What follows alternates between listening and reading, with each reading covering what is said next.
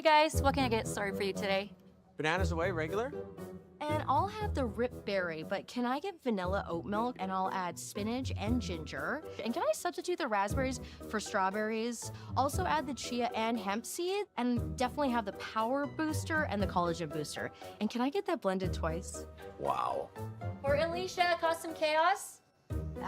One of a kind. You're one of a kind. Booster juice, freshly made, your way. The rock faces around Lake Tahoe are legendary. But this fall, new ones will emerge in the Tahoe Basin. Pullman, Mowat, Gushu, and more.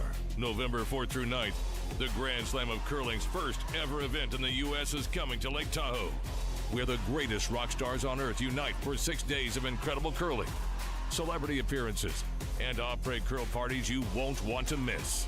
Get your tickets at thegrandslamofcurling.com. Let's rock.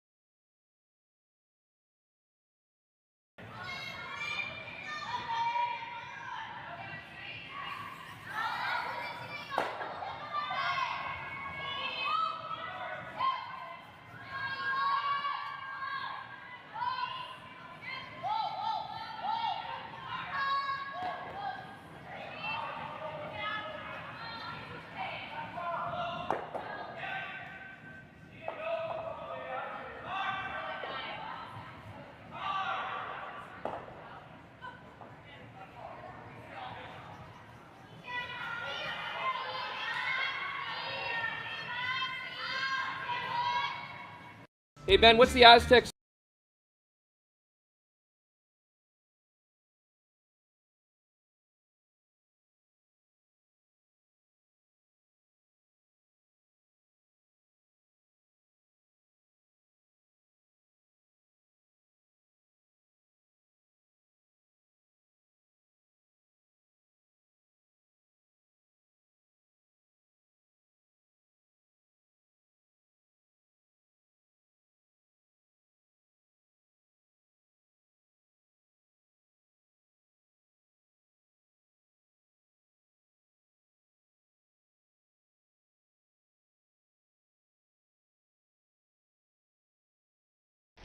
The 2025-2026 Grand Slam of Curling schedule is out, with big events happening all over Canada, like the Masters heading to London in September, the Tour Challenge from Nisku this October, the Canadian Open from Saskatoon in December, and the Players' Championship from Steinbeck coming in January.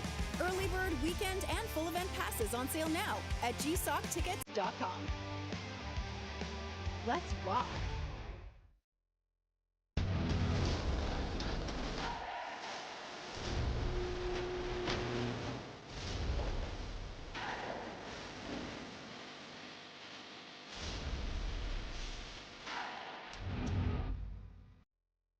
Live curling rocks. And this November, the best in the world are coming to Tahoe. Get your seats now at gsoctickets.com. But hurry, early bird pricing ends soon. Moving cameras, you can do that. Yeah, sure.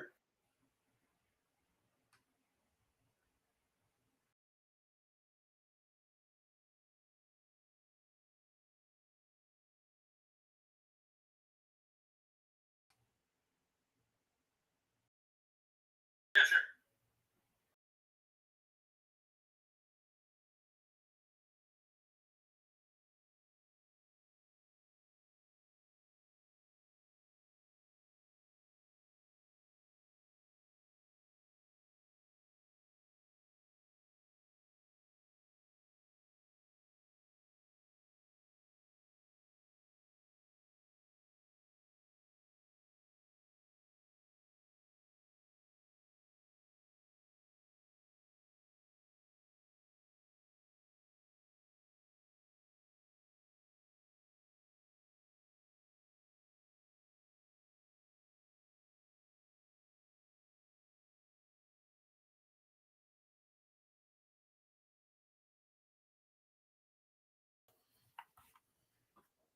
I don't have any feed now either.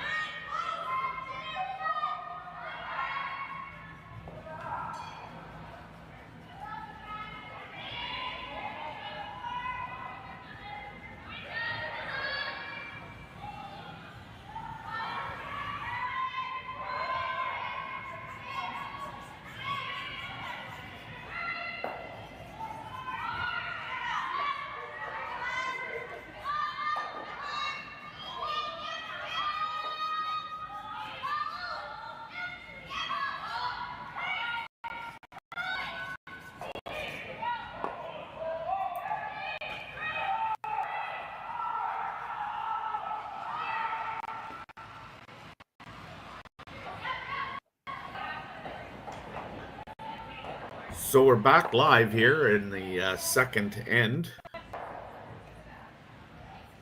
In the first end, Tabitha Peterson scores 1 and leads the game 1-0. Kerri Einarson has the hammer. We're here in the final draw of the women's event, the Saville Shootout from Edmonton, Alberta, curling stadium series.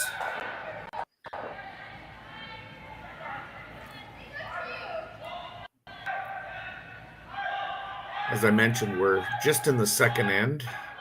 Tabitha Peterson's rink has won in the full 8-foot, playing a guard, covers about a quarter of it.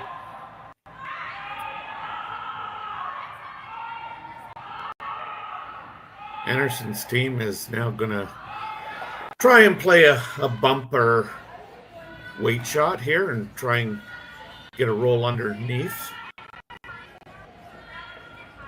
Val Sweeting, longtime third of Kerri's.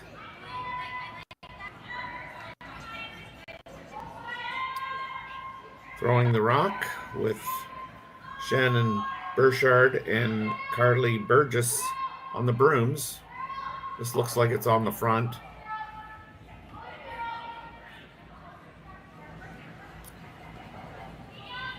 So Kerri will turn over the house to Tabitha Peterson.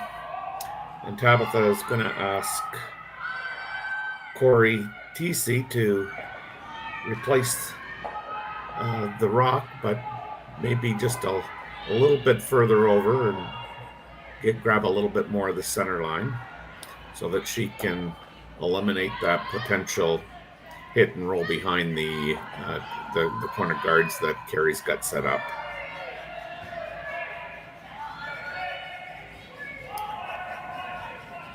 This one looks a little better. Kerri can still chase it, but this rock has eliminated the hit and roll under. Kerri's asking Val to throw her out turn, being a lefty, with some hack weight.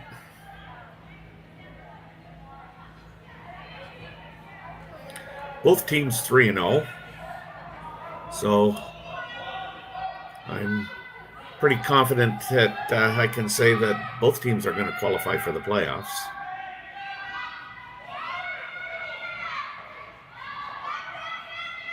Kaylee on the brush.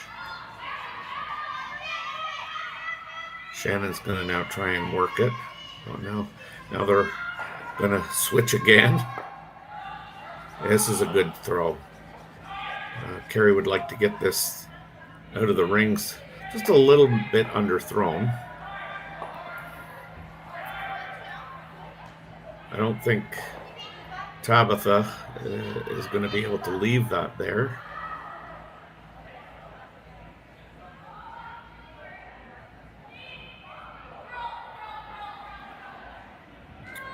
Her and TC are having a discussion about broom placement and the weight they're going to throw.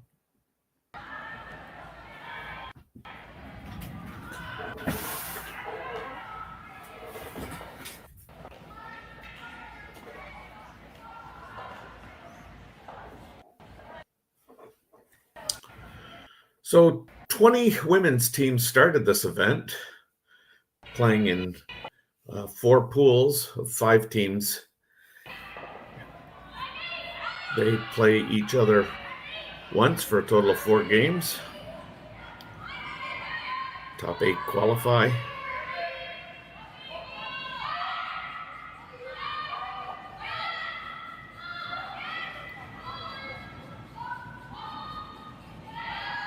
This looks pretty good.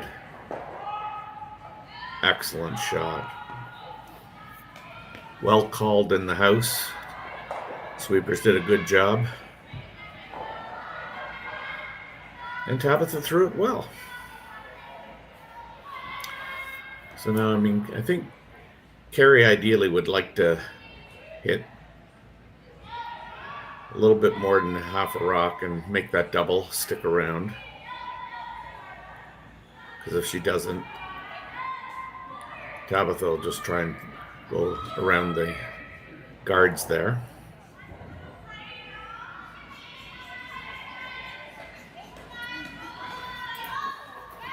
Hey, Terry, it's Rory McCosker. You sound a little lonely on this game. Oh, okay. Doing a good job, though, Terry. Well, thank you, sir. Thank you. So the rock's on its way. Like I say, Kerri would love to make this double. But she's going to have to hit a little less than half a rock. Oh, and she does. Keeps the shooter. Excellent shot. That's why she's a 4-time women's national champion and a 6-time Grand Slam champion.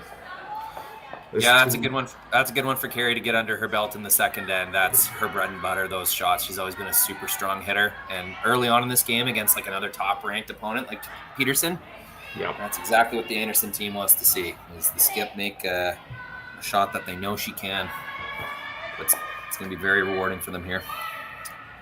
Yeah, Kerri's, plays to her strengths too, with her hits. Now Tabitha's going to play her in turn, and they're kind of communicating down to Corey TC that it might be a little down. They'd love to get a roll underneath and force Kerri here, and a well-executed shot, forcing Kerri to play for one. This is the team that any curling fan should have their eye on this year. Team Tabitha Peterson, a team of extreme highs and lows. We've seen them struggle a lot, and we've also seen them knock off some top-ranked opponents. With an Olympic year coming up this year, with the USA Olympic trials coming up in November here, all of those top American teams, they are going to be interesting to watch. You just saw John Schuster win an event in Oslo, Norway. They beat Nicholas Edin without Skip Schuster there.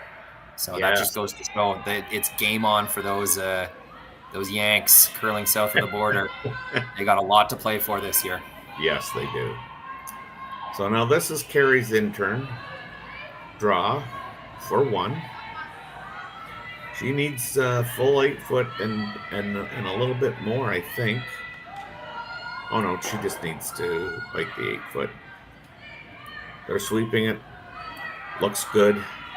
I always like to, when those free draws, no, that's not a free draw, when you're throwing those draws, you like the sweepers to try and get it to the 4 foot without overexerting themselves. So we've now got a tie game 1-1 here as we head to the third inning, and we'll be back after these short messages.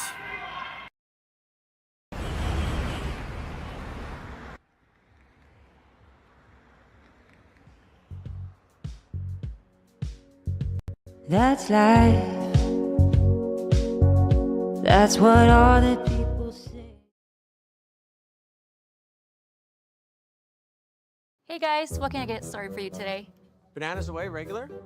And I'll have the rip berry, but can I get vanilla oat milk, and I'll add spinach and ginger? And can I substitute the raspberry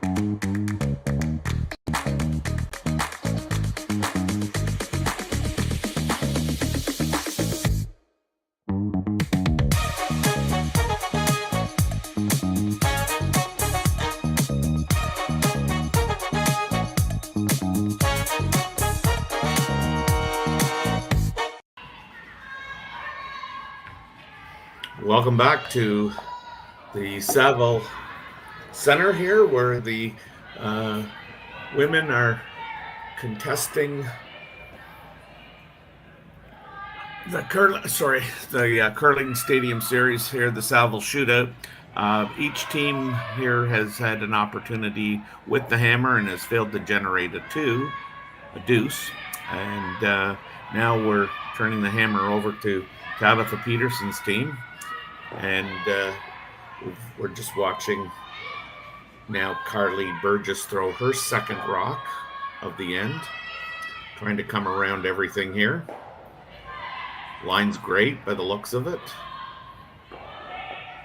Just a tad bit light. Really, the finish here has been excellent. So looking at the curling zone stats for this game, if you ever wonder, how many times these skips have played each other, or what their record is, or what their standings are in the event, you can always check curling zone under game details. Just navigate to this tournament, click game details under the line scores, and I'm seeing Kerri Einarson and Tabitha Peterson have played each other 14 times, and the head-to-head record is not what I would have guessed. It's in favor of Team Peterson. Yeah. 8 wins to 6 wins. Yeah. So that rock's being replaced to its original place because we're playing the five guard, the 4 guard zone rule. I say 5 because I have to always count to 5.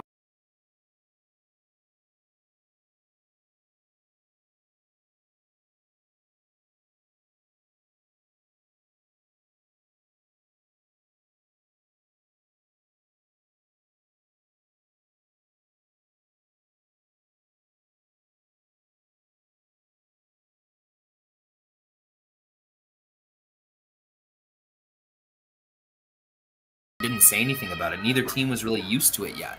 Wow. So it was nobody on the ice. Nobody raised the flag. The end kind of just continued, and that's funny. And life went on. That's funny. So now Shannon Burchard throwing her in turn. She's gonna try and get around everything here. Great sweep. Yeah, I was gonna say it looks good, but after the last one and when it rubbed, I thought I better wait till it does. Either get behind there or rubs, and then I'll state the obvious.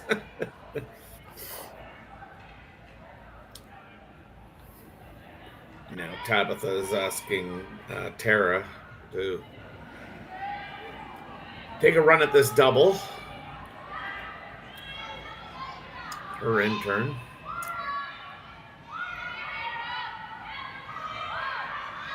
A signal from the front end that might be a little more weight than asked for. Oh, just misses it. Now that's a really good result if they get the double. Yes. Now, since they haven't, that's actually going to screw up their own promotion of those two stones. That overlap's going to work in the favor of Einarson. That's right.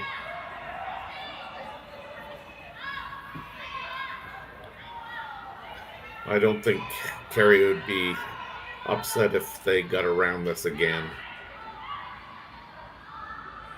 Shannon Burchard, her intern. Sweepers get one broom down. Good communication here.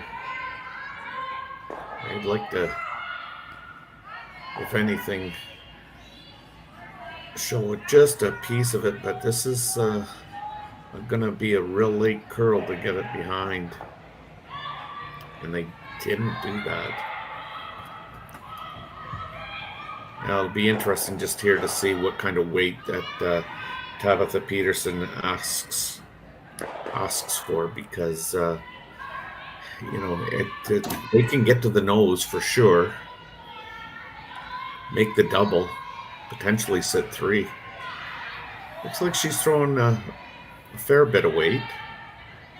I would say normal. They're going to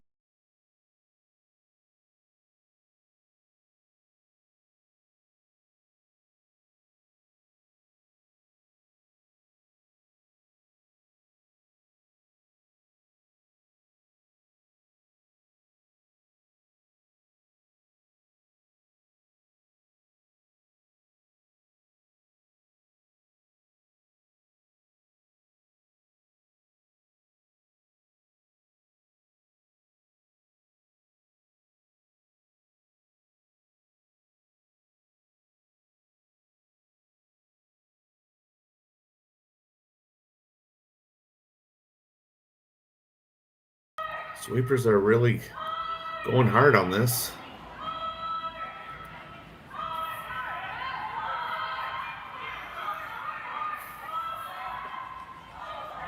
Even if you're not shot, as long as you get behind that.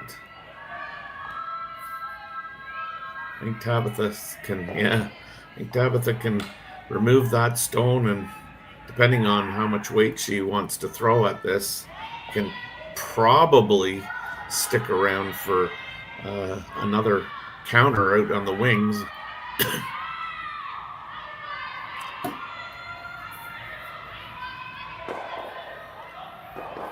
The difficulty here of making this shot either way with a lot of weight and just chipping it out or keeping your shooter is Kerri's gonna have the same shot over again.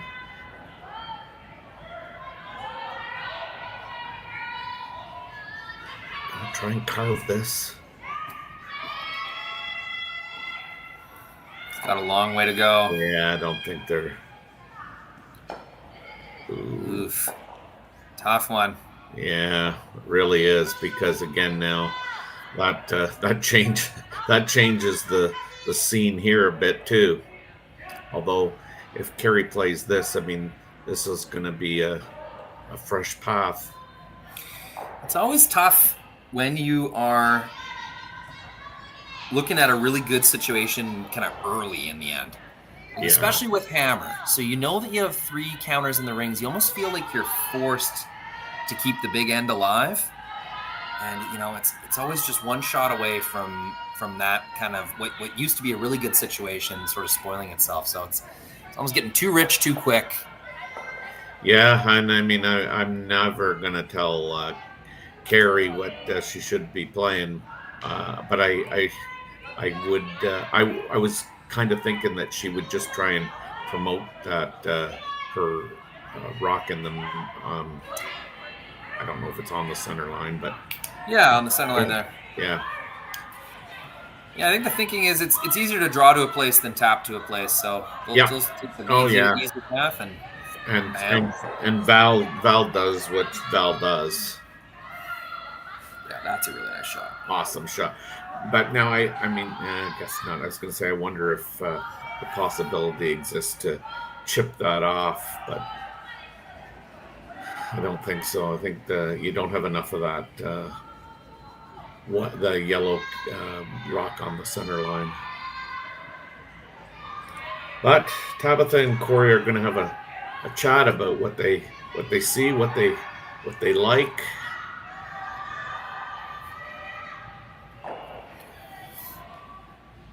The ebbs and flow of an end.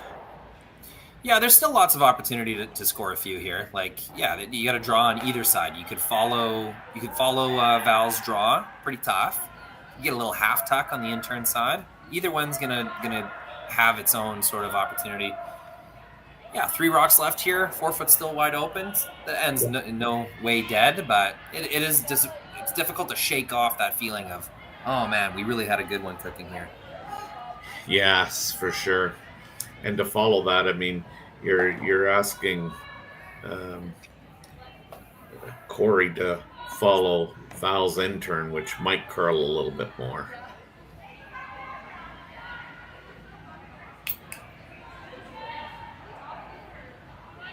So she's elected to play the in-turn draw.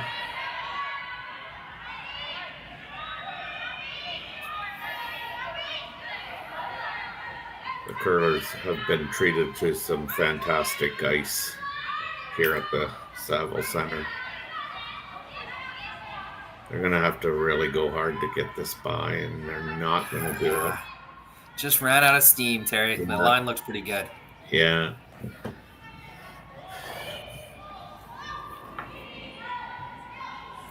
Just while Team Anderson takes a look at this shot, just want to give a shout out to our production girl, Kaylee. Yes, for sure. She's been killing it. She's the most improved player for sure. So we've Kaylee and Connor out of Thunder Bay and myself, Rory McCusker here in Regina, we have been loving getting back into the curling stadium swing of things. First event of the year. Just want to give a little shout out to the production team. We've come a long way. It's great to see. Yes, this curling stadium series is, it's very popular with the players as well. So I know the curling community loves being able to watch some of this curling. Currently, we have over 300 watching right now. Kerri's a big draw as well.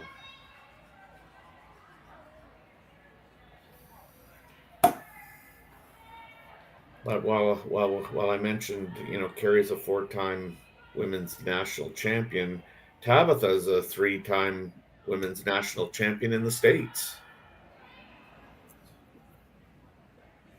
Yeah, they've had some really good periods. They've had some slam success as well over the years. Always some team kind of shakeups. The USA program, it doesn't operate like a normal kind of curling team. Yeah. The support they get, it's more of an Olympic program. So those girls don't necessarily choose, who plays what position or exactly, when and where they play. So that it's a bit of a different dynamic that they have to work with. But these are very serious curlers. They love the game. They've been playing their whole lives pretty much. Yeah. I really like the USA curling people. The curling stadium produces a lot of the USA events, and it's a lot of fun. Yeah. Any Canadian curling fan that has not been to a USA event, go try it out and just see the differences. It's pretty inspiring. They get a lot of energy going. They fill the stands a lot of the times. Always something to do at a USA curling event. Yeah. So the front end had a little bit of advice there for Kerri, maybe, and said, "Have you thought about this, or do you like maybe the possibility of XYZ?" And Kerri's and the front end have come down, had a little chat with Val, and they've made a decision. I don't know what the decision was, or even the input that was made, but Kerri's getting ready, and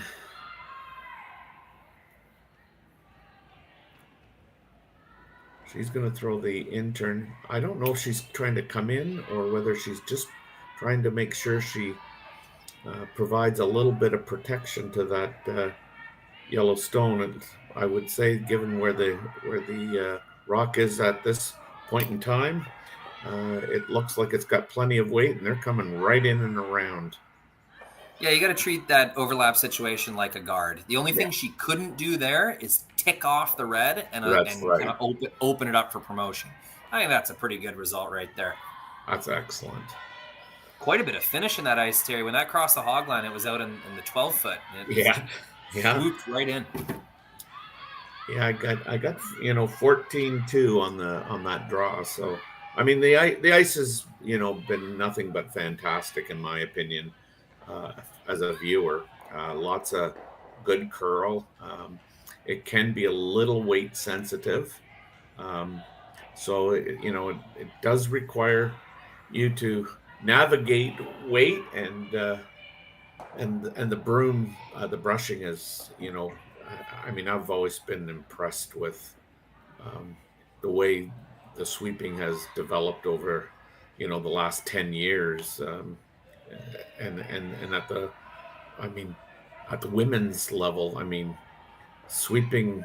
I can just remember being so impressed with Joanne Courtney, and then she became such a wanted front end player. And of course, Rachel grabbed her. But I mean, like, there are so many good sweepers on the women's teams now.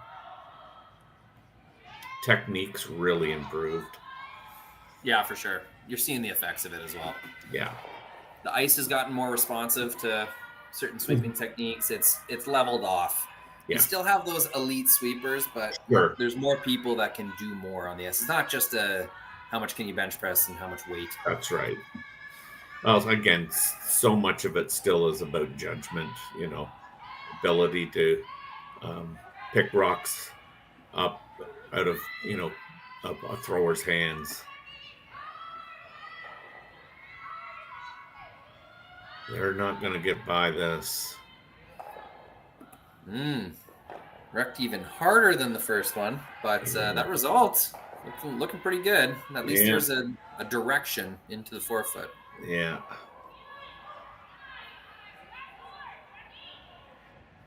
And I think Kerri's quite content to try and make sure that red onto yellow isn't available.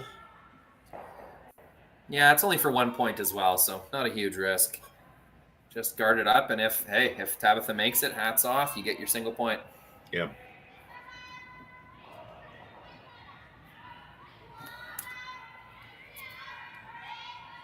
Kerri's sitting 2 at this point in time.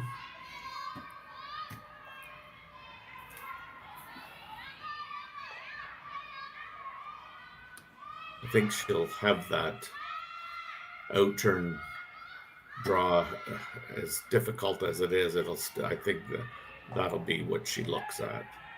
If Kerri is able to execute this rock into the position that she wants it, this is curling real quick. Yeah, guards on this swingy ice, especially when you're trying to guard a specific setup in the middle. Man, they're tough to make. Tough to sweep, too. Yeah, no, she's that'll work. So now Peterson's got to kind of figure out how she can eliminate one of those Kerri Einarson's counters, or how she can find a way to the butt. And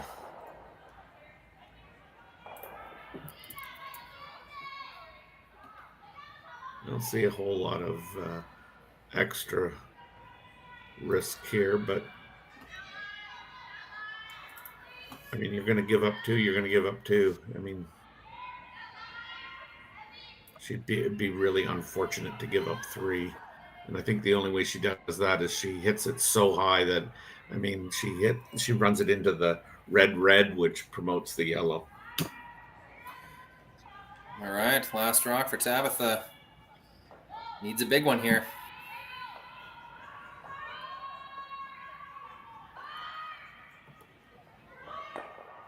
Ooh, like this maybe?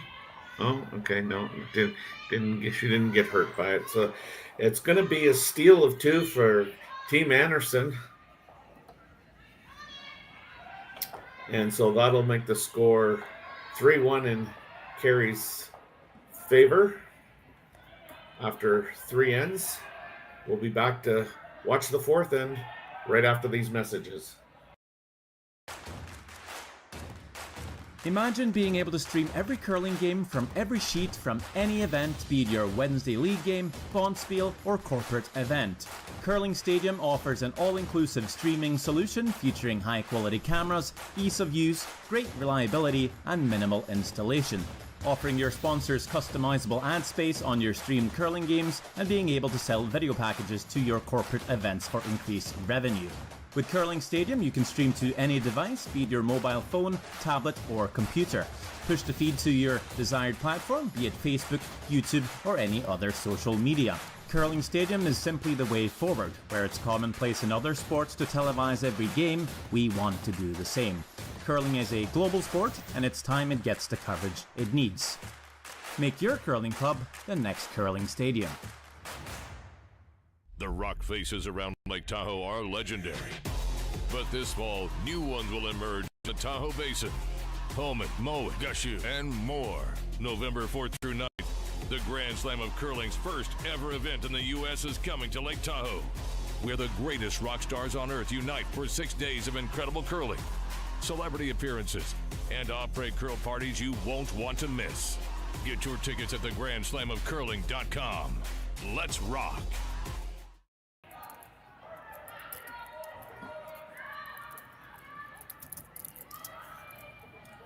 So we're back here at the Saville Shootout from Edmonton, Alberta, part of the Curling Stadium Series. Team Kerri Einarson is up 3-1 over Tabitha Peterson. Tabitha Peterson has the hammer. Kerri's elected to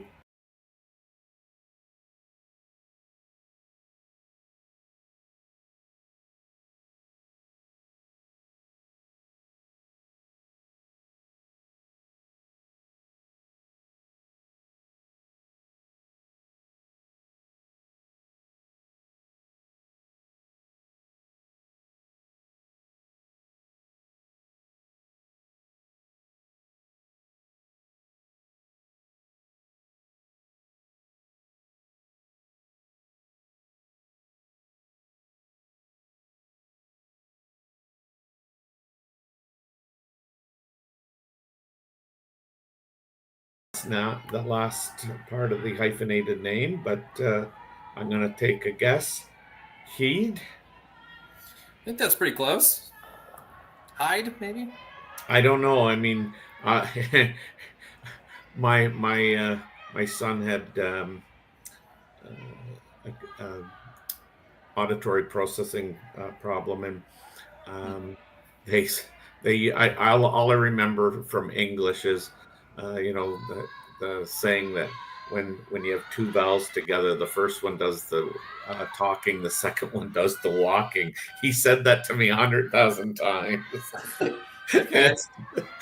and and I say it like that, and I don't even know if it's right. You know what I always say about these pronunciation issues while commentating in a sport that just has so many teams, and especially Curling Stadium, where we cover so many events with lesser known teams. Yeah. Is if I've never heard you say it, how am I supposed to know how to say it? So you know what? I try my best, but I never apologize. Because really, what am I going to do? I just got to guess until someone comes up to me at a rink and goes, "Oh, hey, it's actually not Heidi, it's Heidi." Okay, yeah, well then I know. Yeah, no, for sure. I always apologize because I don't want a grandma or grandpa yelling and screaming at me. That is who gets a little more sensitive about it, for sure. Yes. Yep. So we got a corner guard, and Kerri's guarded shot rock, and now Tabitha Peterson is asking Tara to come around that corner guard that they threw up. So game on.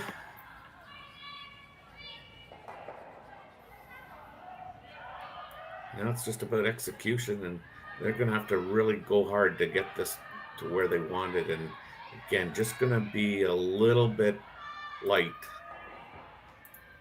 Kerri wasting no time.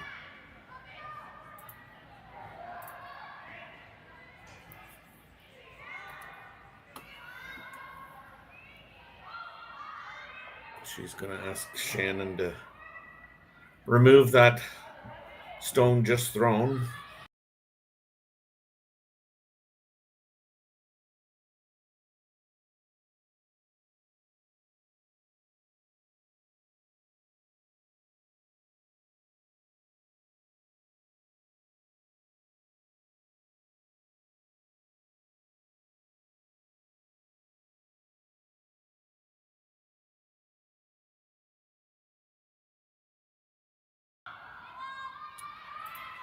And I think a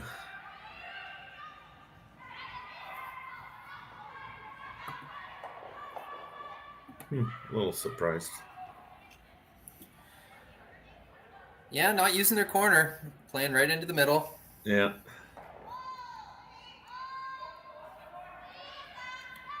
I'm sure she's got a plan. There's still, still 5 rocks remaining with hammer here. Lots of time to make something happen.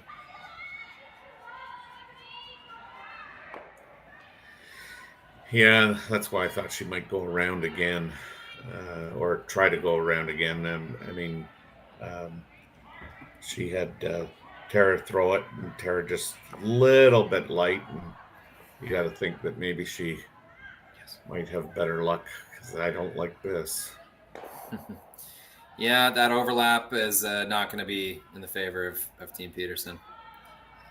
And Kerri just, wastes no time in trying to take advantage of that overlap either. You know what? Speaking of waste no time, I would like to thank both these teams. It's a night draw. The ice makers are tired. Everyone at the event's tired. These teams have not been screwing around. We are at, game clock's at 51 minutes, and we're halfway through the 4th end. That's a good pace of play, ladies.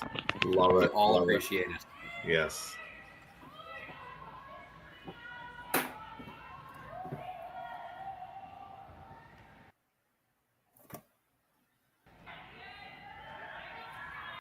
Yeah, Tabitha can't be overly pleased with the way this kind of end has unfolded after the front end's finished. Yeah, that one does come a touch deep. Yeah, it does. It certainly is going to leave Team Peterson with an out. Yeah, there's room here for sure for Corey Teesey to make a little tap and flip this end. Get something cooking for Team Peterson. Yeah, this is an intern draw. They've just watched it come down, so they should have a pretty good idea of the weight. I was just going to say, this is going to just stop short, but it looks like it might be on moving it. Yeah, it did. It a little.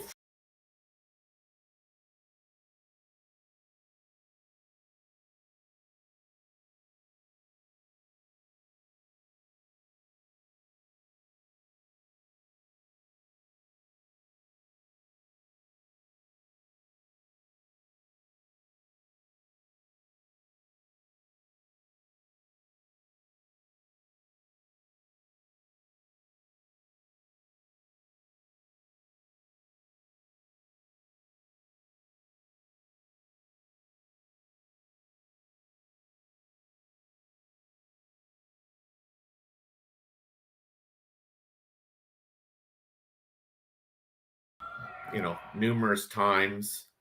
You still everything's different because it's where you're working from and the system, and because I think Jerry had for the most part had the main operational functions, or I don't know, because I'm not a very techie person, but I just remember you talking about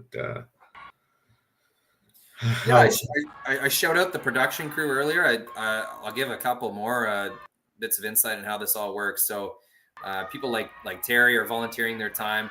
We have a tiny little bit of budget that we'll throw commentators' way, but it's not very much. They're essentially volunteering their time to watch games with us and commentate. So that's very appreciated. A couple more people. Jerry Gertz works his buns off, making sure all these streams are up and active and responding to the various little issues that need responding to.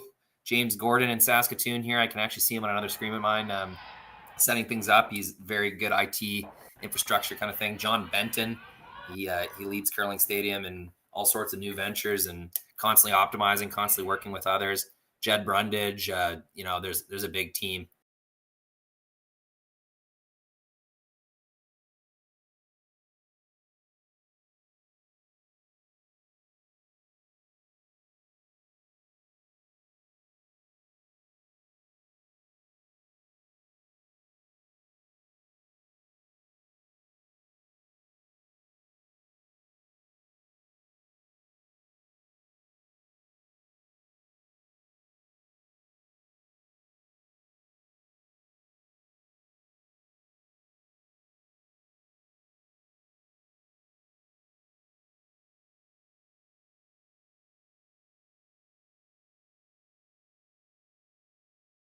We did, so thank you.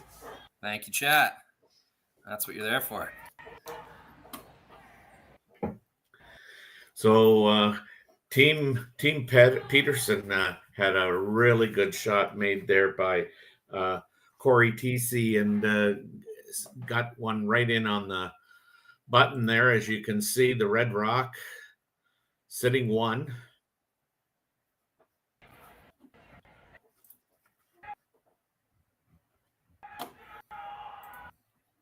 Here, I'll flip our names in there. I can live.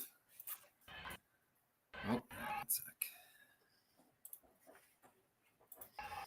Yeah, it's funny because I've I don't know how many games I've done with Dave Schmel and Jimmy Nix, and they respond, especially Dave, to people in the chat, and I've tried I don't know how many times to be able to do that, but I don't know how to get into the chat. So keep it up on a separate screen. I find that's the easiest. Your phone or a different screen, and then it's just kind of sitting there waiting for you. Yeah, well, I mean, but you have to be. I don't know. I don't know how you do it because I don't even see a spot for where to type even.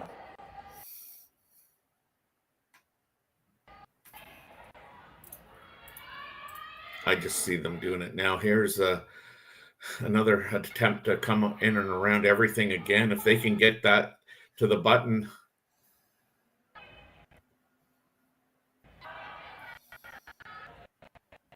Right in there. Yep.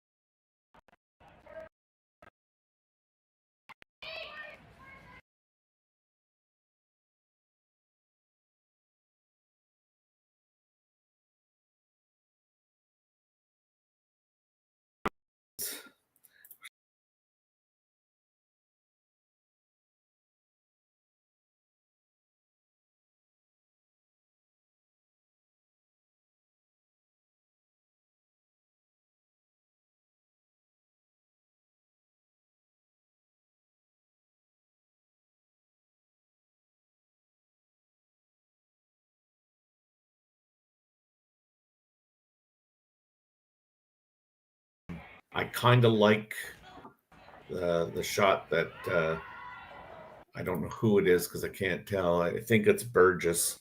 I like the shot that she's even mentioned, that she was even mentioning off the outside yellow one, because I think Peterson, I think she might consider playing that on her last one. Kind of like this.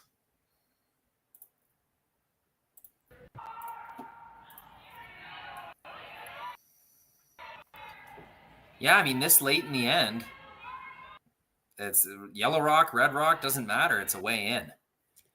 Yeah, well, I mean, I guess the reason I like it is I think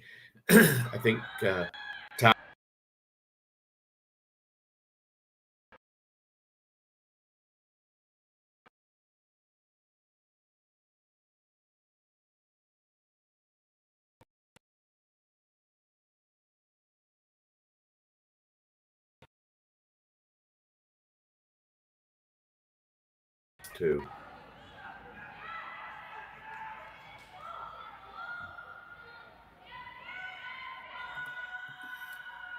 Here we go. What kind It's of action are they going to get?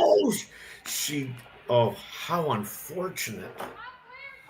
Just a little too thick. It may have been a misread of where they had to hit the rock by Val and Kerri, or maybe the rock just jumped on them and it over curled. But either way, it's going to tick off the yellow and not make contact with the reds. Let's watch that again. I don't know if it's on the center line, but yeah, on the center line there. Yeah. And that is not the right replay. Yeah, I think they're thinking apologies. figure out my my replay buffer now. Yeah, so now certainly Tabitha can come in there and probably get to a position where she can actually sit 3. This isn't easy by any stretch of the imagination, but I think she can get there, sit 3. Absolutely. It was a brave end, playing to the middle, Team Peterson. And winning those trades, winning those kind of 3 rock trades. They were the first one in, and then got a chance to respond using hit and roll, and just kind of won themselves some positioning down the middle. So well-deserved 2. Let's see if they can make it 3.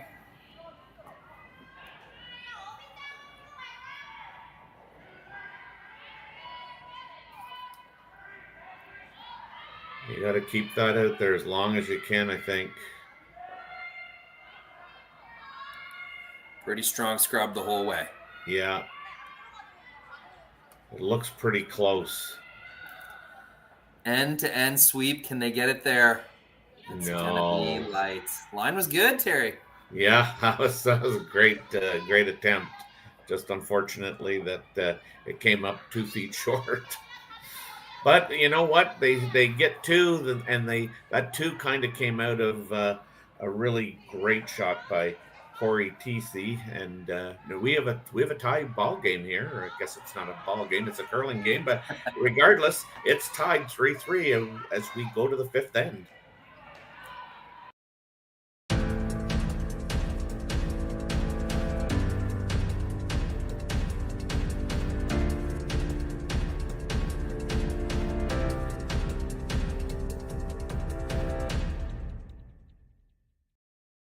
For over 20 years, the Sandra Schmirler Foundation has granted more than $9 million to hospitals across Canada for life-saving equipment for premature and critically ill babies.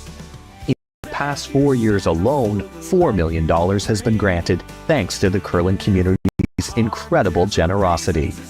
The need continues year-round, and with your help, we can ensure every baby has the chance to grow up and become a champion, just like Sandra.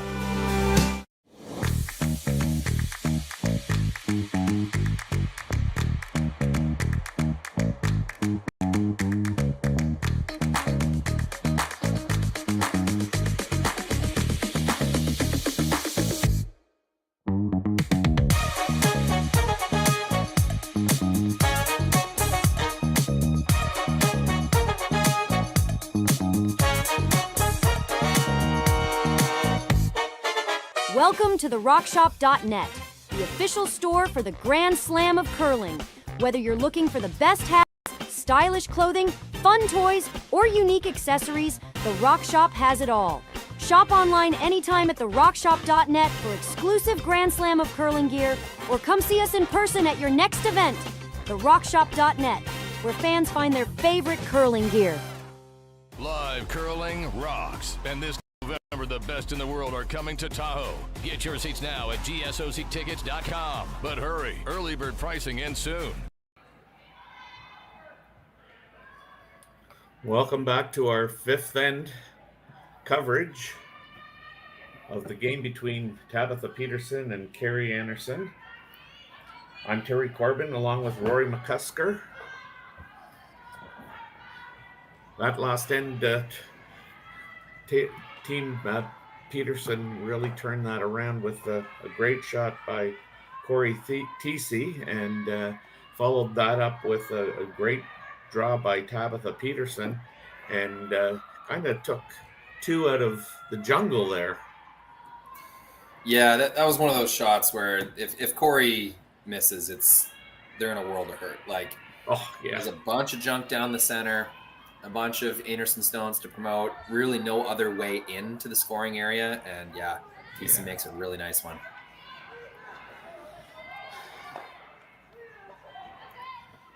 And so far we're looking pretty wide open and clean here. Yep, you know what, Terry? I've produced a lot of curling games over the last 4 years. I have always noticed the 5th end is a hurry up end. Teams are just kind of responding, hit. It's like everyone knows that the sixth end is so important. Like the scoring swing and the percentages of winning the game in the sixth end is so important. Teams are more than happy to just get in the hack and chuck some easy shots, get the fifth end over with. That's funny you say that, because you know what? I mean, I always felt it was the opposite, because of the fifth or fourth end break. Or I'm going to call it I guess it's the fifth end break. I don't know. Anyway. No, they sometimes take a break halfway, fourth end. Yeah, Not halfway. So much in these events, but. Yeah. So I always found that, people go do their washroom breaks and all that stuff. And then when you come back out, everybody looks at each other and go, has the ice changed any since we've last thrown a rock? And that's why I thought they, a lot of times you would, play a hurry up end, wait for kind of the other team to, make a move. Yeah. You know what also might be to blame for this is sometimes you'll get a mop. I don't think they do here. Yeah, no, they don't. Like, no. You get a mop, and that speeds things up a bit, tricks the leads, and then what should have been a guard is now in the rings. Then they respond with a hit, and before you know it, you've got a one-way ticket to Blanksville, as Darren Molden would say. Yes. We're definitely running through this end. Oh, this is a express train to Blanksville right now. No stops, just straight to Blanksville. But as a player, these aren't as worthless events as they kind of look like to the audience. You're learning paths, and like maybe they haven't really been to this wing yet, and you're learning the ice, you're learning your own throw. You're still paying a lot of attention to the rocks you throw here. Maybe you have a stone that you suspect is a little faster, slower, curls a little more. This is a good chance to really experiment with that, where there's not a lot of stake. Like your misses aren't really going to be amplified. So still lots of focus to be had in an end like this. No, you're absolutely right, Rory.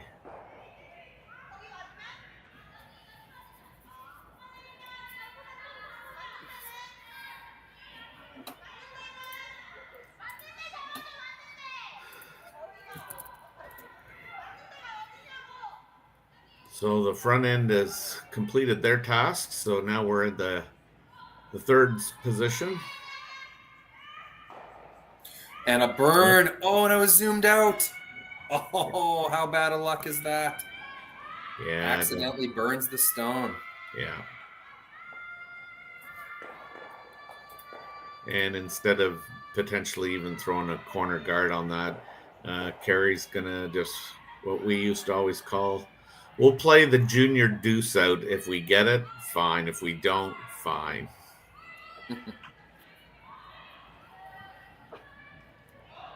Yeah, Val's been pretty precise. Yeah. But yeah, you make a good point. With 4 rocks remaining, 3 opposition stones, and to not leave them a double is going to be pretty tough, because the opponent's going to be able to roll and kind of manipulate these stones to be closer together, maybe create a double for themselves. You got to put your rocks in pretty exact spots to maintain this kind of deuce throughout the end. Yeah.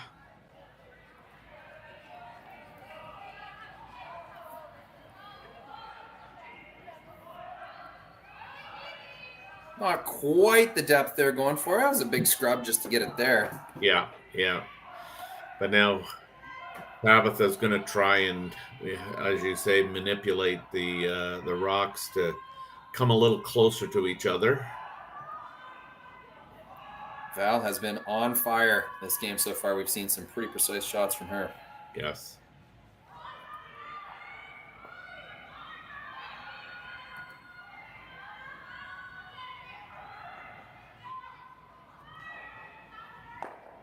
Not going to get much of a roll, but I mean, it is a roll. It's now closer, and now to knows that, I mean, you might have a better opportunity to make a double. Although you get 2 options here. You can try to get them flat, or you can try to get them kind of so sharp that a double would be quite difficult. So it looks like Kerri's signaling for the nose. That means she's going to be happy with getting them sharp.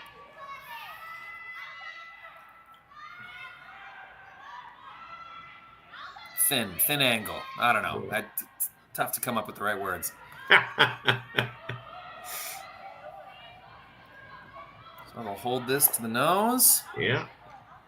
Yeah, rolls just ever so slightly the wrong way, but yeah, kind of a third of a rock double. It's there. Yeah.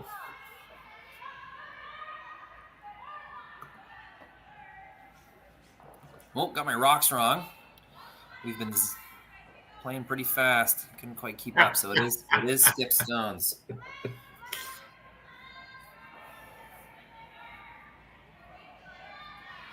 Yeah, I always think that you can be a little aggressive on these calls when they're a little steeper.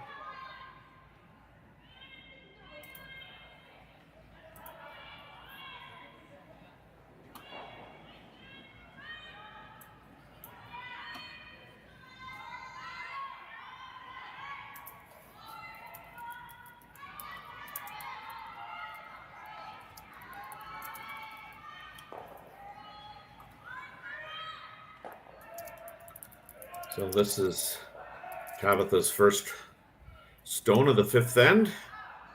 First skips rocks.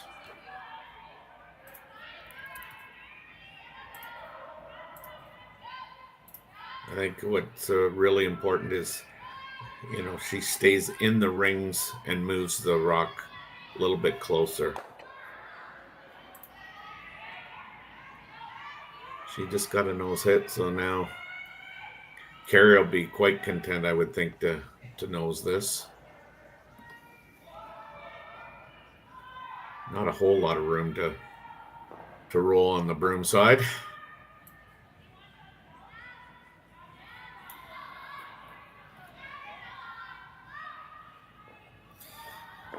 Let's get a look at the Saville Sports Complex here. Yeah, great little bar upstairs. Lots of different sports and activities going on in this building. It's a pretty cool place. If you're ever in the city of Edmonton, it's definitely worth stopping and checking out. Kerri throwing the out turn. They're just kind of keeping it clean, so love the weight control.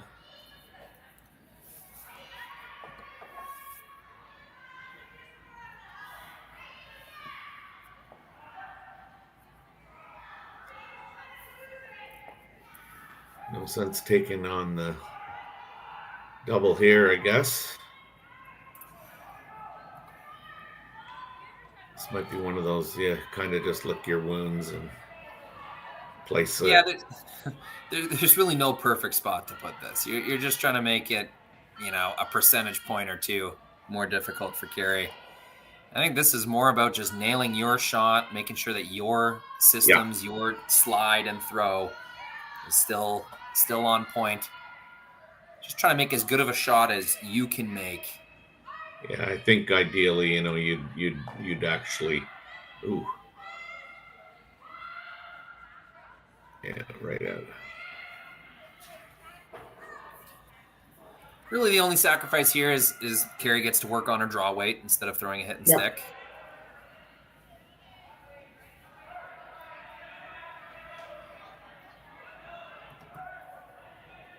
Yeah, it was an unfortunate burn of a rock there that allowed this deuce to evolve. Yeah, I'm not sure I'm going to call it a commentator's curse, but it was right after I said that we had an express train to Blanksville. Well, the train got derailed. It happens sometimes.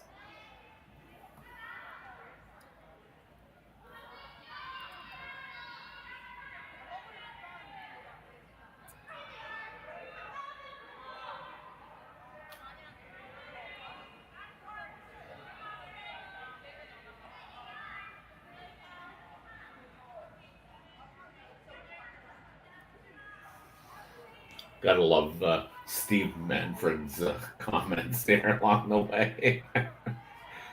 Oh, yeah. Chappelle Roan hype. All right. She makes her draw. Yes. Now, Kerri Einarson's got a 5-3 lead heading into that all-important sixth end, and we'll be right back for that sixth end. Hey Ben, what's the Aztec Safety online e-learning website again? Yeah, that would be aztecsafety.com. Fire extinguisher and firefighting will send that.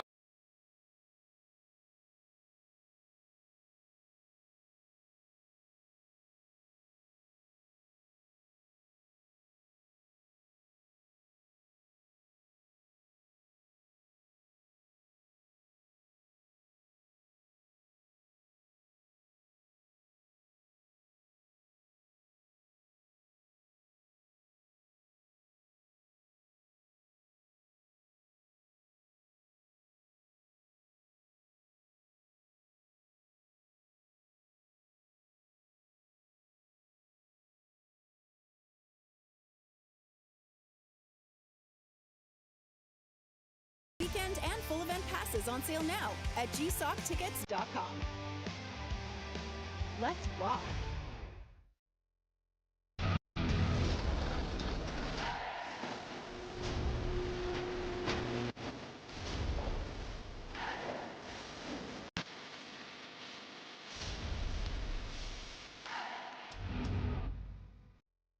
Live curling rocks. And this November, the best in the world are coming to Tahoe. Get your seats now at gsocktickets.com. But hurry, early bird pricing ends soon. So welcome back. We're here at the Saville Sports Complex. I don't know what the actual official name of it is, but this is the Saville Shootout, part of the Curling Stadium Series. We're in the sixth end of a game between Kerri Einarson and Tabitha Peterson. Anderson's up 5-3. Peterson's got the hammer, and we're on lead stones. Yeah, a derailed train to Blanksville puts Yes. Anderson up 2. But Peterson can make it right by scoring a two of their own here in the sixth end, tying it back up. Yeah, that's... After all, if they would have given up the blank in the fifth end, there's a decent chance that Einarson would have got that deuce in the sixth here anyway.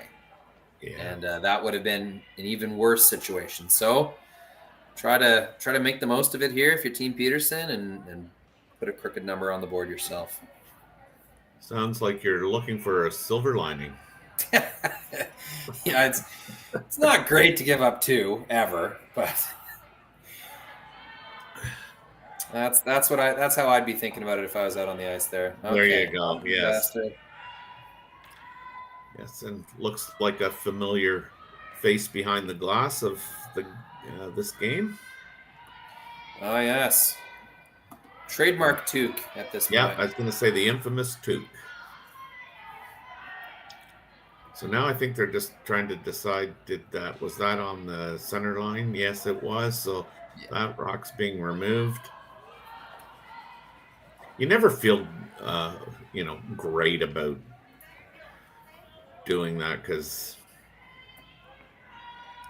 you really are at the whim of the non-offending team where they place the rock, really. Let's get a better look over at Reed. There's also Kristen Karwacki. She's subbed in amicably at some major tournaments, so they're keeping her around. Yeah. Kind of fifth player and studying rocks. You can see the laptop out. I'm sure they're tracking a few things. Yes.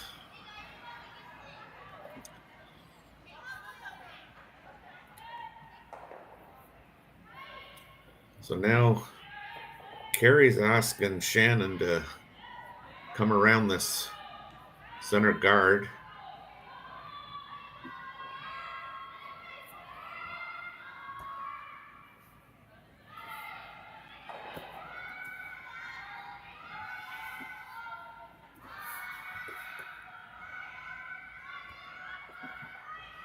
Probably a little shorter than was called, but yeah, still it's on the right side of 50%, I would say. That's right. Yeah.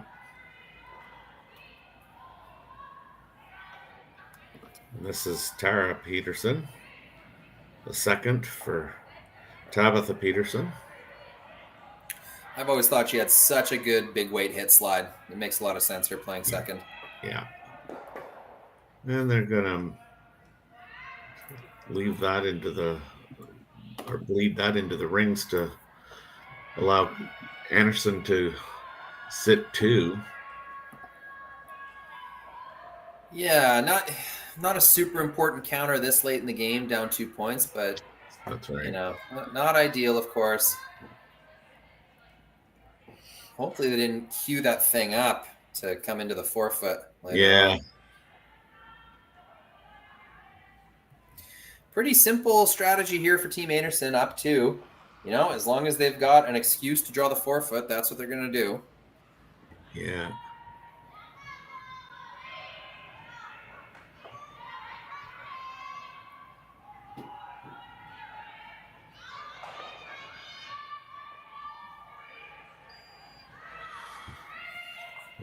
This looks fairly good. A little better, maybe weight-wise. And I think you want to, because potentially Tabitha's running in a rock of her own. Just a testament to how good the depth is on that forefoot draw. It's not quite deep enough to make an in-turn tap and really get much out of it.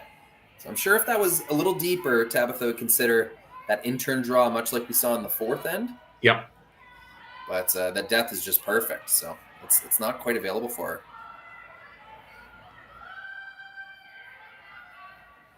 Trying to talk this one out. Yeah, I think she's looking at slashing that red into the yellow and maybe getting a good roll in behind the junk on the broom side. Yeah, this will be coming hard. A lot of weight from Tara. Kind of flipped that one in a little bit. You could see on the zoomed in release there. Close. 1, 2. Oh, so close. Yeah. All right, partially because I want to see that again and partially because I want to test my replay buffer. Let's try watching that again. Well, nope. I don't think you've got that, buddy. Not quite. We're not there yet. It's like throwing that shot, just testing it out. After the non-blank, the blank end to road, or sorry, the end to roll Blanksville got derailed. Yeah, my replay buffer is derailed. I think that might have to be an after the game kind of thing. Yeah. Beauty of watching on YouTube, though, you can queue up your own replays. I like sharing little tricks. We were talking about tech. If you're watching on YouTube, I don't think the TV has this feature. You could always just use your remote control and select backwards. But if you're watching on your phone, if you double tap on the left side of the screen, it'll take you back exactly 10 seconds. So if you wanted to kind of make your own replay and see something again, just do that double tap backwards, and you've created your own replay.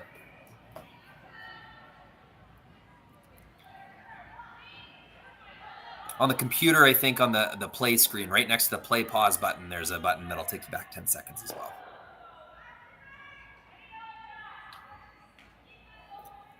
Another narrowly missed run back. Yeah, jeez. They're close, just not quite getting there. Once they make that run back, it's going to be a pretty good situation for them, but they're running out of time here, Terry. Yeah, sorry, you broke up there.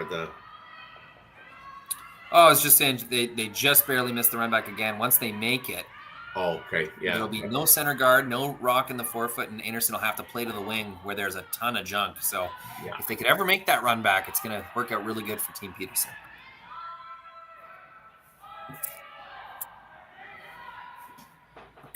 Yeah, we're getting down to the nitty gritty here in this end.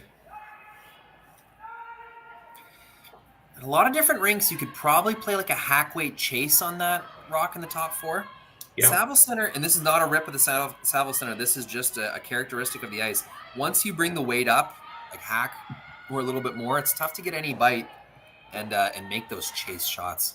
Oh, unlucky again. Yeah. Now Skips rocks.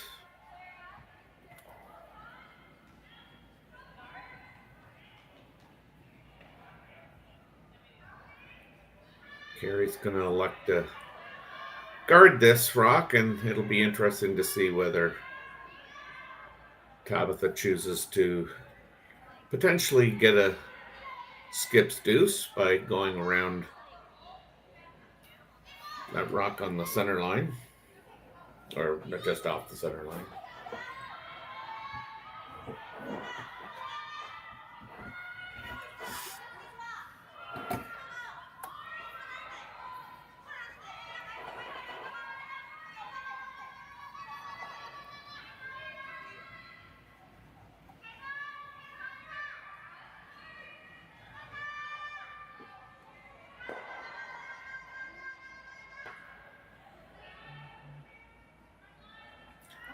So this is just a guard that was called.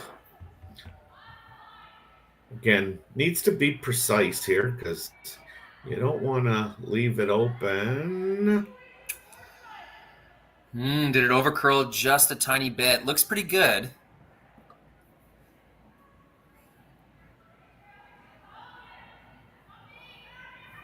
Yeah, I think she displaced the out-turn draw. Yeah, she is.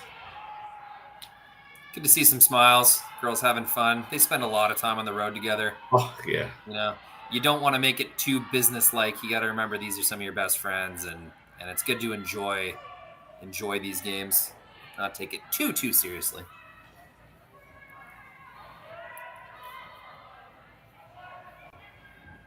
Yeah, they've seemed to have had, good chemistry on this team right from its inception. Now, I know that one member of the team that originally got together isn't with them anymore, but I was always, impressed with the chemistry that they did have.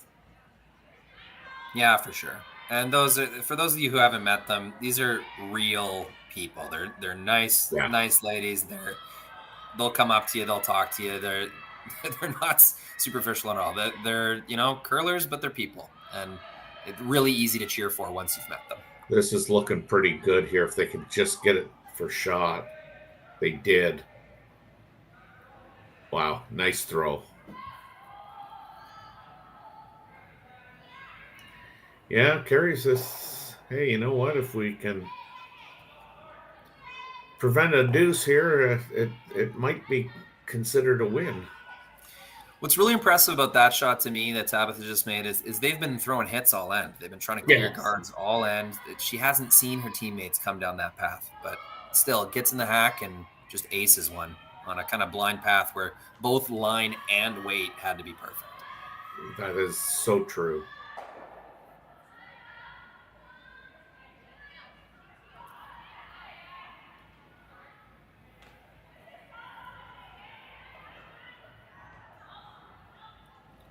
Even though it's the sixth, then I'm sure Kerri is, given the situation, is good with allowing Tabitha Peterson to have her one now.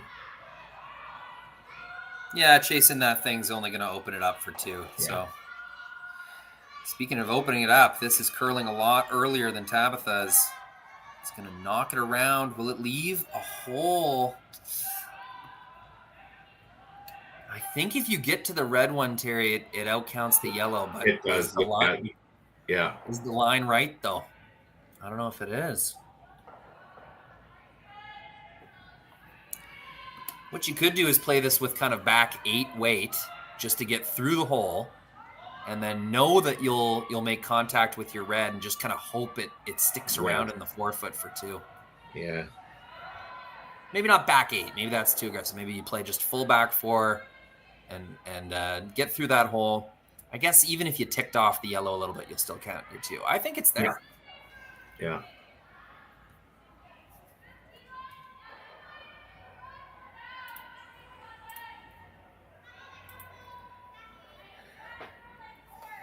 Yeah, the key is getting through the hole, obviously, and she's just played this. Just gonna be a little different line.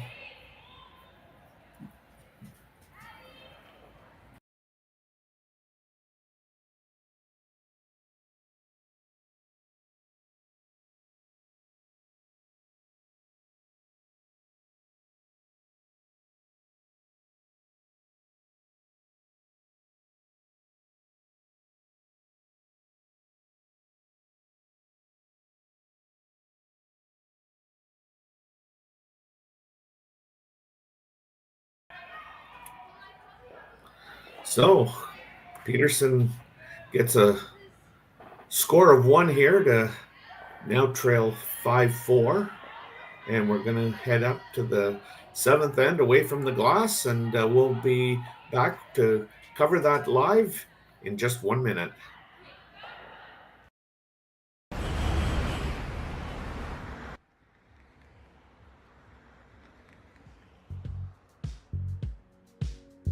That's life. That's what all the people say.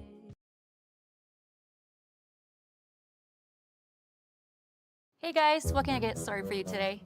Bananas away, regular?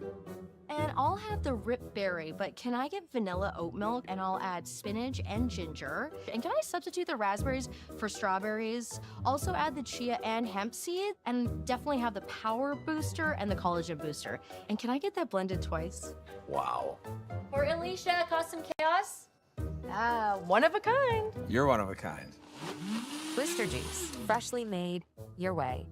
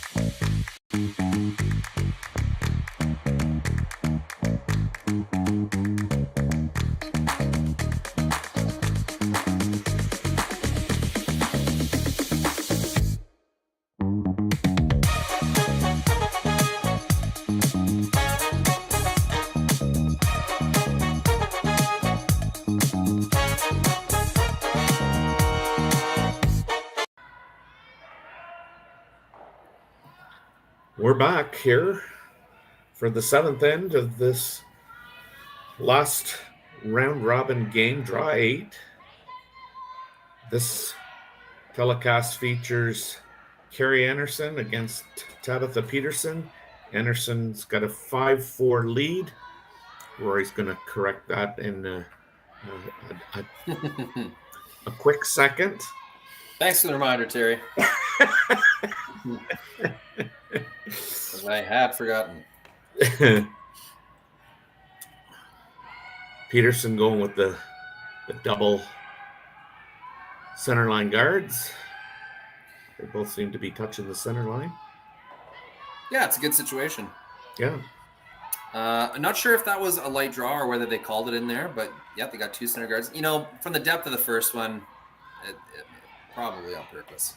So yeah, good 2 guards there from Taylor Anderson Heidi. We got the spelling correction from Arlene. Yeah. Arlene Anderson, the mother of Taylor and Sarah, both great competitors on the U.S. circuit and really supportive USA curlers, helping out the juniors. I've seen them do a ton of volunteer work at the various junior events. So welcome, Arlene. Nice to meet you, and thanks for chiming in on the chat. Yes, and thank you for your time that you dedicate towards the sport.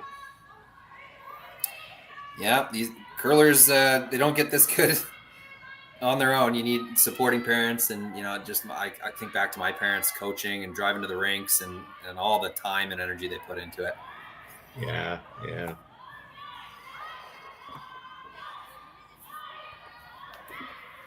So this is Tara Peterson coming around everything. Well done. You know, Kerri's going to start playing Destroyer. Absolutely. Here, let's see if we can watch this one down the gun here.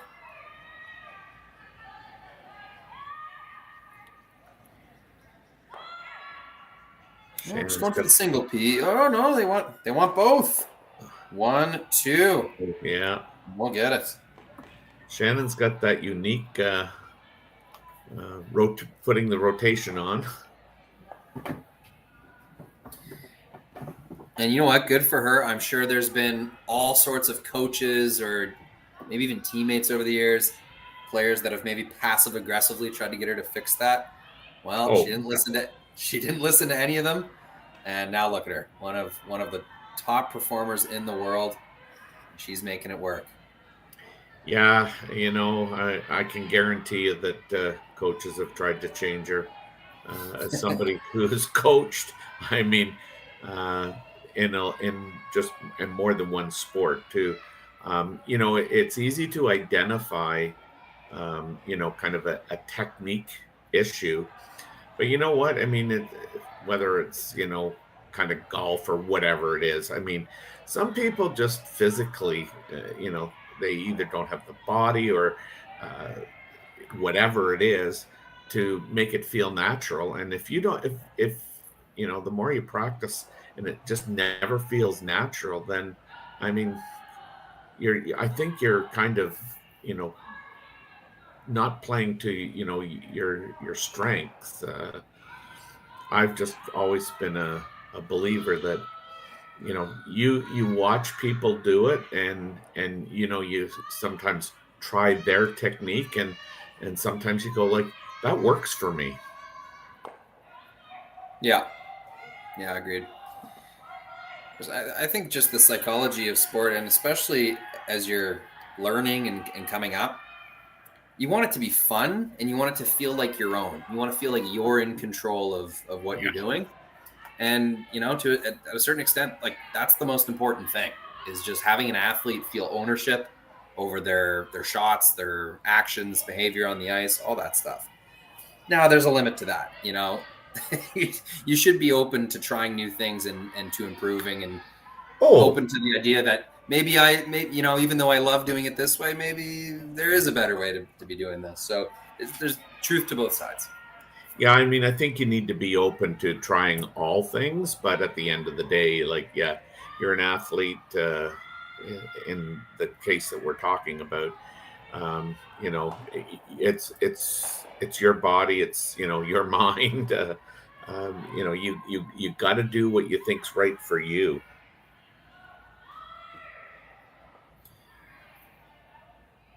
This is a bit of an interesting one here. Yeah. I don't think juice is worth the squeeze on this one, though. Getting through that hole. Yeah.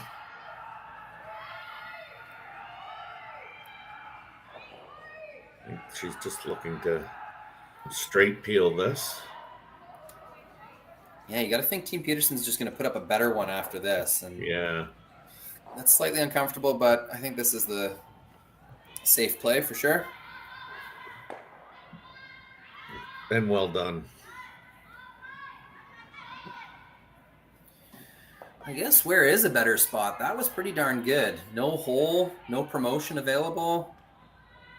Yeah, because I think if, you know, if it's over any further, I think, you know, Kerri might look at, you know, playing a tap on the yellow. Yeah, it's a pretty good spot to be for Team Anderson because Peterson, sorry. If Kerri throws an intern here, I'll wait till we have the straight on view. Kerri throws an intern through that hole. I don't think that red's going anywhere anyway. Yeah. It's jamming on the back yellow. So it's a pretty easy rock to defend right now. Yeah, so that there is perfect. I think if Kerri really wants to shake things up here, she'll have to attempt a double peel. But just not willing to take that risk right now, and that's understandable.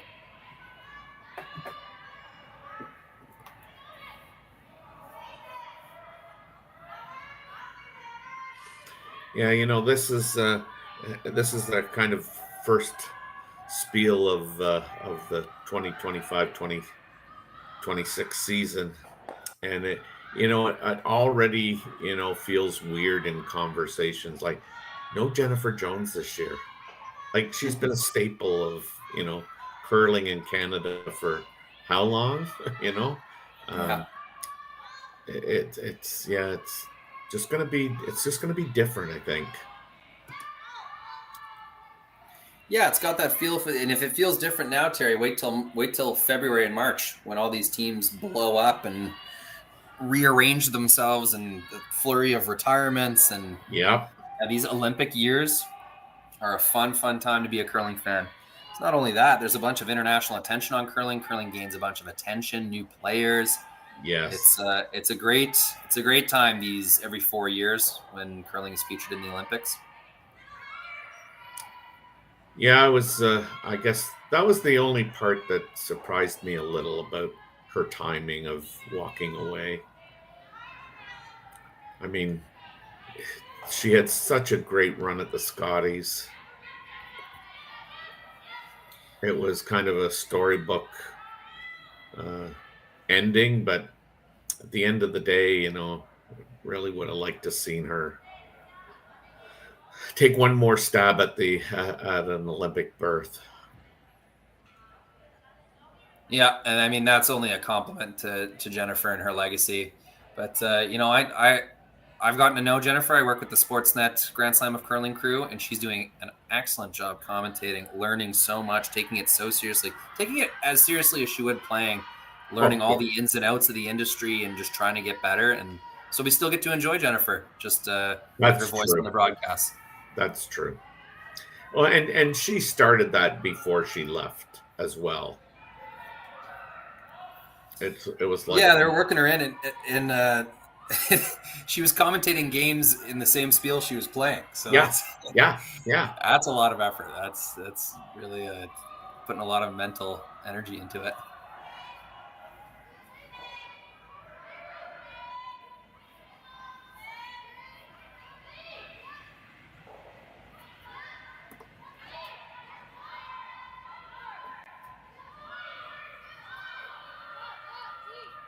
So this is Kerri playing an intern hit.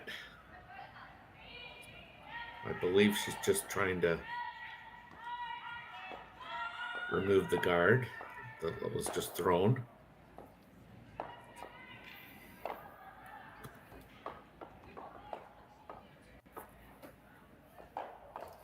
All right. How bold does Team Peterson want to get here?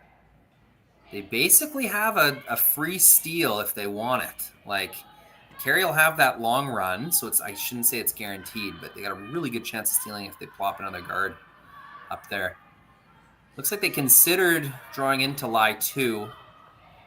It's not the worst choice, down 1 in the 7th. I mean, at one point, it's not the best situation, but tied without coming home. Looks like they've decided to just throw another guard. Yeah, I think that is, kind of the natural tendency.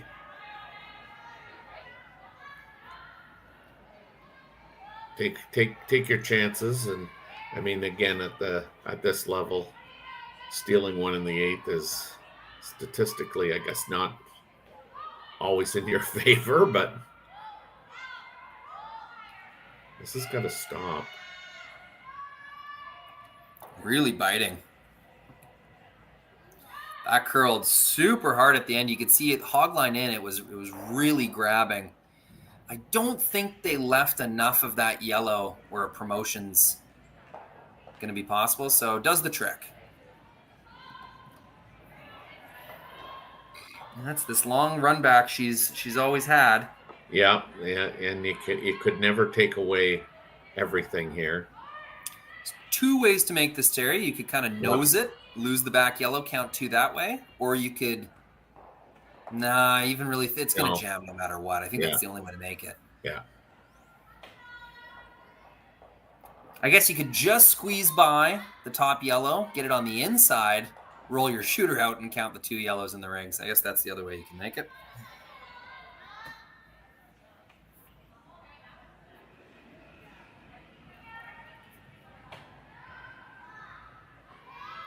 Risk-free try, anyhow. Yeah, for sure. I mean, you're either tied or you're 2 up. I don't think I suppose you could get 2, but it just looks like with that jam back there, it's. Oh, she can get 2 for sure. She gets it just right. Oh yeah. Just a little inside. Yeah. Couldn't quite hold it out. So, I mean, the good news, Rory, is that the likelihood of a blank. Don't say it. Blank extra. I've seen it before. Oh, hey, we did a game last year where we played full 10 ends because we couldn't decide it in the 9th. But anyway, we'll return for that all-important 8th end after these messages from our sponsor. Imagine being able to stream every curling game from every sheet from any event, be it your Wednesday league game, bonspiel, or corporate event. Curling Stadium offers an all-inclusive streaming solution featuring high-quality cameras, ease of use, great reliability, and minimal installation. Offering your sponsors customizable ad space on your streamed curling games and being able to sell video packages to your corporate events for increased revenue. With Curling Stadium, you can stream to any device, be it your mobile phone, tablet, or computer. Push the feed to your desired platform, be it Facebook, YouTube, or any other social media. Curling Stadium is simply the way forward. Where it's commonplace in other sports to televise every game, we want to do the same. Curling is a global sport, and it's time it gets the coverage it needs. Make your curling club the next Curling Stadium. The rock faces around Lake Tahoe are legendary. But this fall, new ones will emerge in the Tahoe Basin. Pullman, Mowat, Gushu, and more.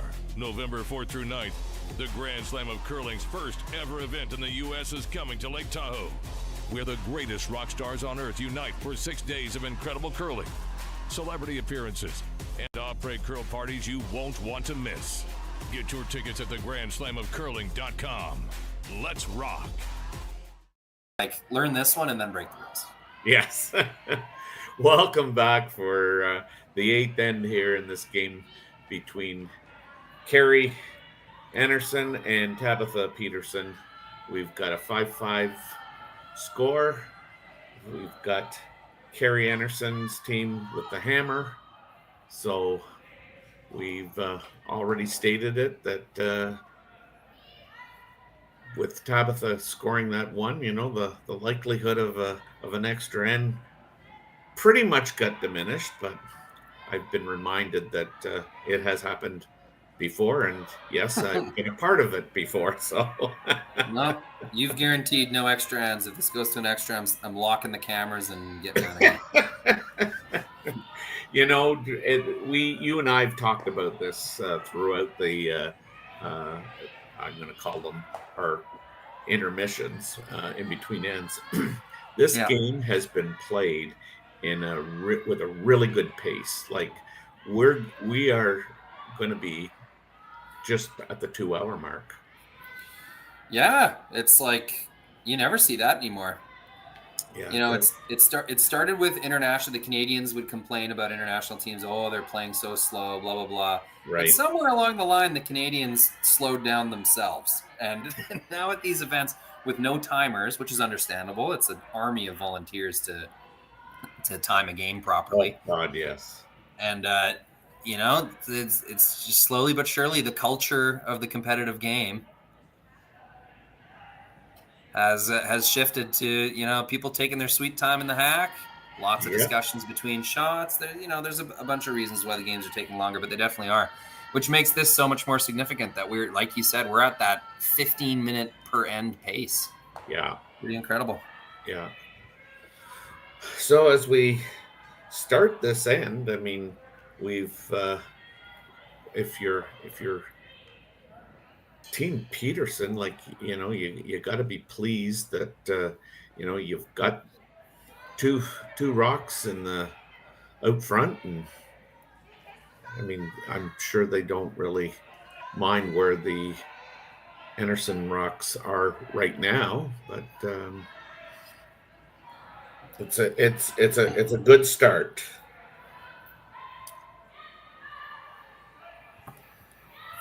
I guess they're talking about, what they want to move some rocks around. Yeah, that's the formula. 2 rocks on the center line, decent separation between them. That's about all you can do.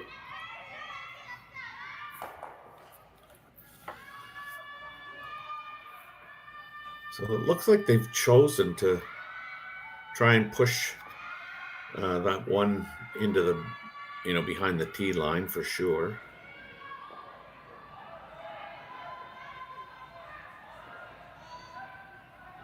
Do not want to disturb that front. This is the only way you cannot miss this shot is heavy inside. Now, is she going to be so inside? Yeah, it's actually not that bad. Kind of missed so bad it ended up being good. Yeah, she looked like she might have hurt her wrist on that one. Yeah.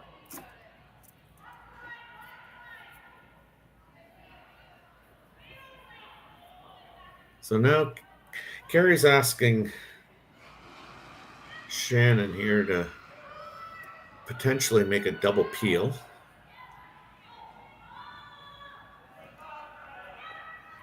This looks pretty close.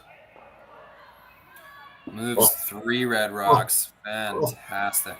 Hello.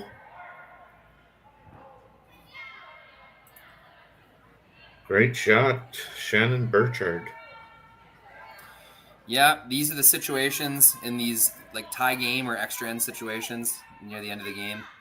It's your second. If you can get a big double peel, or in that case, a triple peel, it just really fills the team with confidence.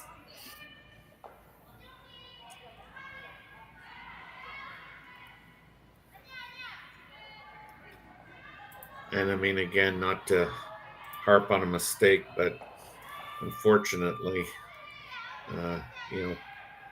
Tara just moving that rock off the center line really changed the opportunity that was before her.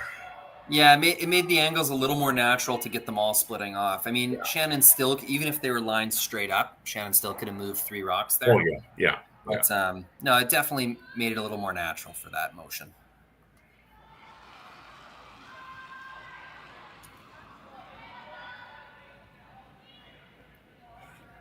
It's been a really strong game for Team Einarson. Peterson came to play herself. Like there was a few ends where she missed both her shots, but on the whole, the team's made some clutch ones. I can think that Corey Christensen's had a pretty strong game as well. And it took a full effort for Einarson to get themselves in this situation, tied with, which is by no means a guaranteed win. In fact, I think it's a little over 20% of the time team will steal a win in this situation. So it took the best from Team Einarson. We're going to see these two teams meet over and over again this season in higher and higher stakes as they go. So good first look, and the fact that they're both performing this well in early September bodes well for the rest of the season.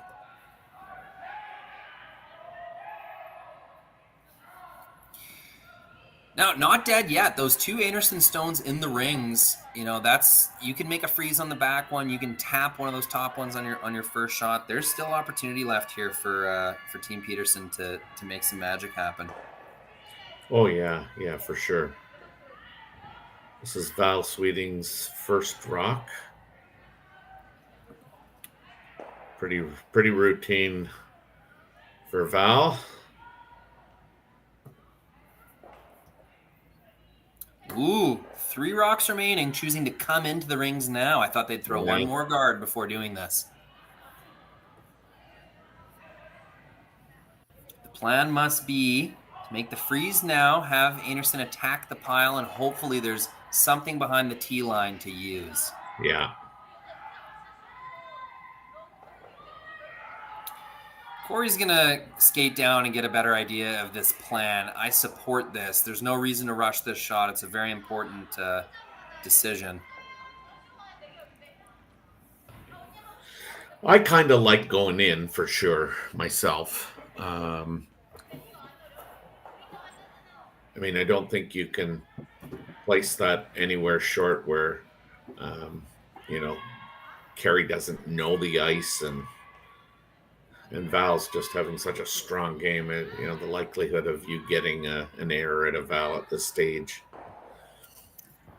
just doesn't seem to be there. So, no, for sure. I think my thinking would be just the math, just how many rocks are left. You're making Einarson burn one more rock is the advantage. Yeah, I think, and then you come in on the skips first. If Kerri, maybe not just makes a mistake, but leaves something behind, you'll have something to draw to or something to protect.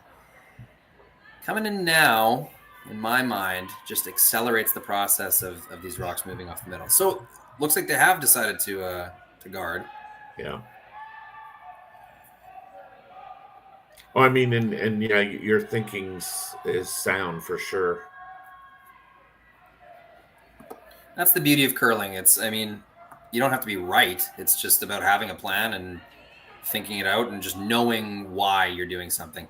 If you don't really know why you're throwing a shot, that can become a problem. But if you have a plan, sure, go right for it. So, 2 more rocks go away. Here we are on Skip's rocks.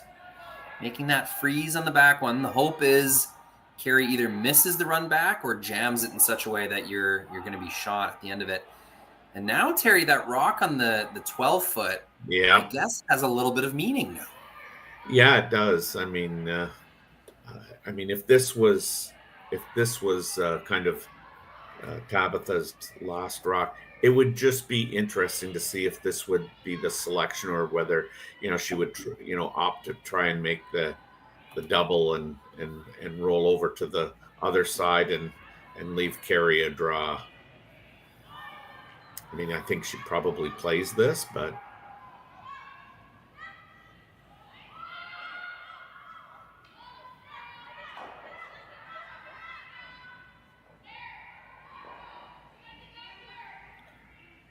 Tabitha's saying that it's out there, boys and girls. It's out there. Sweepers look like they're going for weight. Yeah. Looks really close. Yeah. Can they get some curl out of it at the end here? Okay. Nice sweep by Taylor.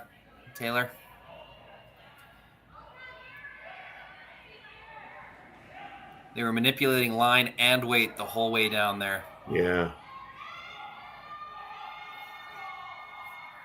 Yeah, that's got another 1.5 feet to it. Mm-hmm.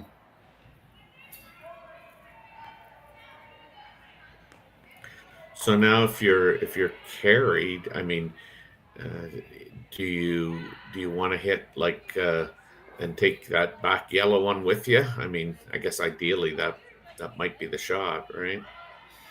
Yeah. Oof. A lot to consider.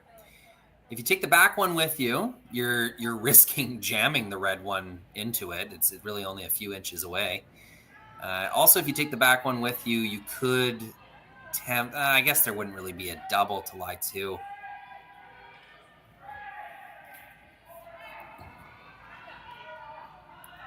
Obviously perfect is to just nose it, maybe even flop inside just a hair. But that's risking crashing your own and leaving an opponent's stone right on the button. So got to get rid of this. This is priority number 1. Yeah, and I would think this would have a little bit of mustard on it. Yeah, tossed it out to the broom. No sweeping action yet. Bit of a carve now. I'm going to be able to curl it enough. Yeah.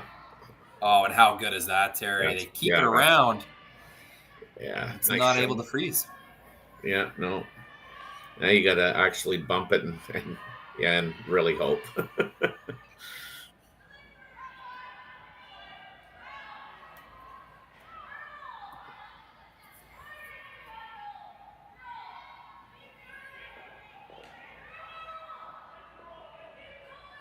So, looks like she's going to attempt to push it back to the back of the 4-foot. Yeah, it's a tough look. I mean, priority 1, get shot rock, make Kerri throw it. But, I think the perfect spot might be tapping this rock to the back four and just rolling a little bit towards the other yellow. Maybe setting up some kind of jam, maybe only showing Kerri half a rock. Really not working with a lot here is Tabitha Peterson. Yeah. So Tabitha Peterson's last rock here in the 8th end. Needing to at least be shot rock here to force Kerri to have to throw. Looking a little light, Terry. Yeah. Can they get it back far enough? Yeah. I think they do. I don't know. Close. Well, they're going to walk away from it and pretend it's good anyway. That's right. Of course you are. It would take Kerri to go, I'm not throwing. Yeah. Okay, let's see if I got a zoom in option here. Oh, they are. They're going to concede. Yeah, they conceded. So that concludes the women's 8th draw, and that the portion of the round robin. Team Einarson wins this game 6-5, and she'll finish the round robin with a perfect 4-0 record, while Tabitha Peterson incurs her first loss and finishes the round robin with a 3-1 record. And both teams will make the playoffs, so you never know. They may be seeing each other again very shortly, like tomorrow. Yep. Look for these teams to make some noise tomorrow. They both played quite well tonight. Any final thoughts, Rory? Yeah, I mean, Team Einarson, when they're playing like this, they're a buzzsaw. They showed us tonight. Like I don't remember seeing 2 misses in a row. I barely remember seeing some half makes. I'd be interested to see Team Anderson's percentages tonight. They were red hot.